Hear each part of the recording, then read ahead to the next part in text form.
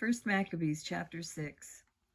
About that time, King Antiochus, traveling through the high countries, heard say that Elymais in the country of Persia was a city greatly renowned for riches, silver, and gold, and that there was in it a very rich temple, wherein were coverings of gold and breastplates and shields, which Alexander, son of Philip, the Macedonian king, who reigned first among the Grecians, had left there.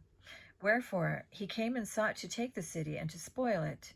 But he was not able, because they of the city, having had warning thereof, rose up against him in battle. So he fled and departed thence with great heaviness, and returned to Babylon. Moreover, they came one who brought him tidings into Persia, that the armies which were against the land of Judea were put to flight, and that Lysias, who went forth first with a great power, was driven away of the Jews, and that they were made strong by the armor and power and store of spoils which they had gotten of the armies whom they had destroyed. Also, that they had pulled down the abomination which he had set up upon the altar in Jerusalem, and that they had compassed about the sanctuary with high walls, as before, and his city Bethsura. Now, when the king heard these words, he was astonished and sore moved. Whereupon he laid him down upon his bed and fell sick for grief, because it had not befallen him as he looked for. And there he continued many days, for his grief was ever more and more, and he made account that he should die. Wherefore he called for all his friends, and said unto them, The sleep is gone from mine eyes, and my heart faileth for very care. And I thought with myself, Into what tribulation am I come, and how great a flood of misery is it, wherein I now am. For I was bountiful and beloved in my power. But now I remember the evils that I did at Jerusalem, and that I took all the vessels of gold and silver that were therein, and sent to destroy the inhabitants of Judea without a cause. I perceive therefore that for this cause these troubles are come upon me. And behold, I perish through great grief in a strange land. Then called he for Philip, one of his friends, whom he had made ruler over all his realm, and gave him the crown and his robe and his signet, to the end he should bring up his son Antiochus and nourish him up for the kingdom. So King Antiochus died there in the 149th year. Now, when Lysias knew that the king was dead, he set up Antiochus his son, whom he had brought up being young, to reign in his stead, and his name he called Eupator. About this time, they that were in the tower shut up the Israelites round about the sanctuary, and sought always their hurt and the strengthening of the heathen. Wherefore Judas, purposing to destroy them, called all the people together to besiege them. So they came together and besieged them in the 150th year, and he made mounts for shot against them, and other engines. Howbeit, certain of them that were besieged got forth, unto whom some ungodly men of Israel joined themselves. And they went unto the king and said, How long will it be ere thou execute judgment and avenge our brethren? We have been willing to serve thy father, and to do as he would have us, and to obey his commandments. For which cause they of our nation besiege the tower, and are alienated from us. Moreover, as many of us as they could light on, they slew and spoiled our inheritance.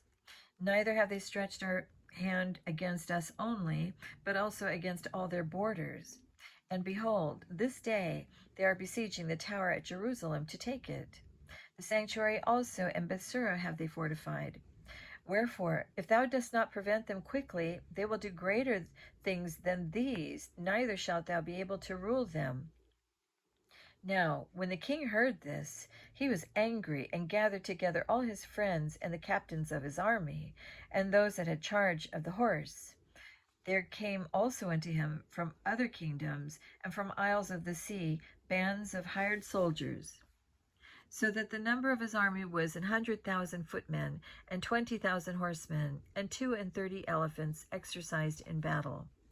These went through Idumea, and pitched against Bethsura, which they assaulted many days, making engines of war. But they of Bethsura came out and burned them with fire, and fought valiantly. Upon this Judah removed from the tower, and pitched in Bath Zacharias, over against the king's camp. Then the king, rising very early, marched fiercely with his host toward Bath Zacharias, where his armies made them ready to battle and sounded the trumpets. And to the end they might provoke the elephants to fight, they showed them the blood of grapes and mulberries. Moreover, they divided the beasts among the armies, and for every elephant they appointed 1,000 men, armed with coats of mail, and with helmets of brass on their heads. And beside this, for every beast were ordained 500 horsemen of the best. These were ready at every occasion, wheresoever the beast was, and whithersoever the beast went, they went also, neither departed they from him. And upon the beasts were there strong towers of wood, which covered every one of them, and were girt fast unto them with devices. There were also upon every one 32 strong men, and fought upon them, beside the Indian that ruled him. As for the remnant of the horsemen, they set them on this side and on that side of the two parts of the host, giving them signs what to do, and being harnessed all over amidst the ranks. Now when the sun shone upon the fields of gold and brass, the mountains glistened therewith, and shined like lamps of fire. So part of the king's army, being spread upon the high mountains, and part on the valleys below, they marched on safely and in order. Wherefore all that heard the noise of their multitude, and the marching of the company, and the rattling of the harness, were moved, for the army was very great and mighty. Then Judas and his host drew near, and entered into battle, and there were slain of the king's army 600 men. Eleazar also, surnamed Severin, perceiving that one of the beasts armed with royal harness was higher than all the rest, and supposing that the king was upon him, put himself in jeopardy, to the end he might deliver his people and get him a perpetual name.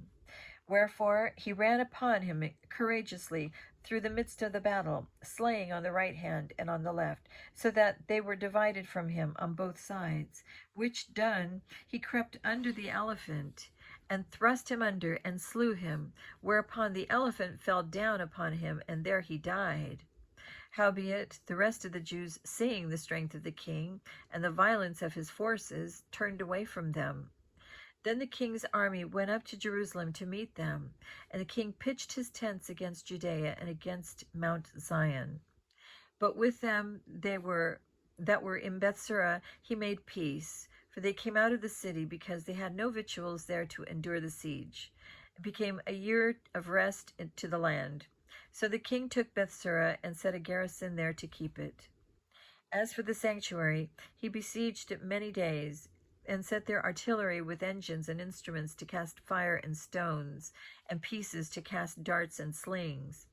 Whereupon they also made engines against their engines, and held them battle a long season.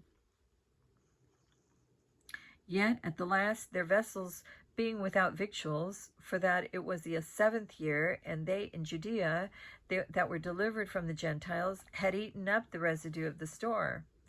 There were but a few left in the sanctuary, because the famine did so prevail against them, that they were fain to disperse themselves, every man to his own place.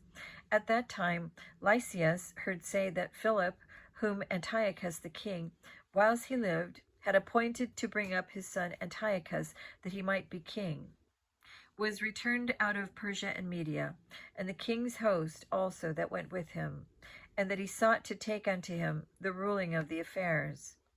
Wherefore he went in all haste, and said to the king and the captains of the host and the company, We decay daily, and our victuals are but small, and the place we lay siege unto is strong, and the affairs of the kingdom lie upon us. Now therefore let us be friends with these men, and make peace with them, and with all their nation, and covenant with them, that they shall live after their laws as they did before, for they are therefore displeased, and have done all these things, because we abolished their laws. So the king and the princes were content, wherefore he sent unto them to make peace, and they accepted thereof. Also the king and the princes made an oath unto them, whereupon they went out of the stronghold. Then the king entered into Mount Zion, and when he saw the strength of the place, he brake his oath that he had made, and gave commandment to pull down the wall round about. Afterward departed he in all haste, and returned unto Antiochus, where he found Philip to be master of the city.